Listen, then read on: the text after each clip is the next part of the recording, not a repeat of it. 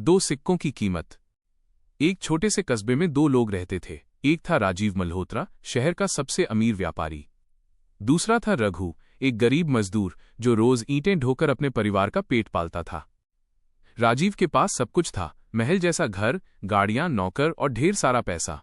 लेकिन फिर भी वो कभी खुश नहीं रहता था। हमेशा चिंता, गुस्सा और डर, कहीं मेरा पैसा चोरी न हो जाए, में घिरा रहता था। दूसरी तरफ रघु के पास कुछ नहीं था। एक टूटी झोपड़ी, पुरानी चप्पलें और दिन भर की मेहनत से कमाया थोड़ा सा पैसा।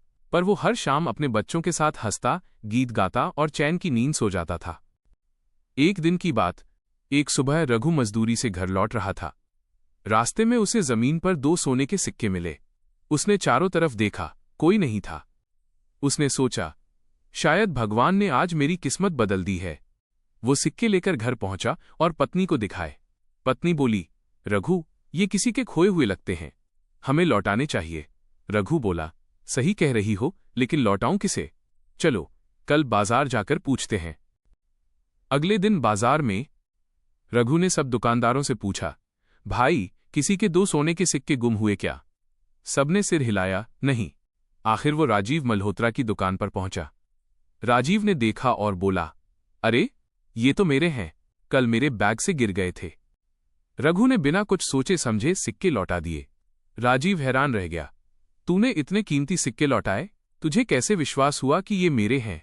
रघु मुस्कुराया, साहब, मैं तो बस इतना जानता हूं, जो चीज मेरी नहीं है उसे रखकर मैं चैन की नींद नहीं सो सकता। राजीव हक्का बक्का रह गया। वो सोचने लगा, मेरे पास करोड़ों हैं, फिर भी मुझे नींद नहीं आती, और ये गरीब आदमी दो सिक्के लौटाकर मुस्कुरा रहा है। उस रात राजीव अपने महल में करवटें बदलता रहा। उसे रघु के शब्द बार बार याद आ रहे थे, जो मेरी नहीं, उसे रखकर मैं चैन की नींद नहीं सो सकता। सुबह होते ही उसने रघु को बुलवाया। रघु डरते डरते आया, बोला, साहब, मैंने कुछ गलती की क्या? राजीव ने मुस्कुराकर कहा, नहीं, गलती तो मैं रोज करता हूं, तूने तो मुझे इंसानियत सिखाई है।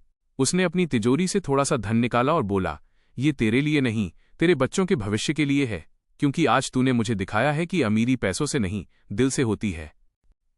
कहानी का अंत।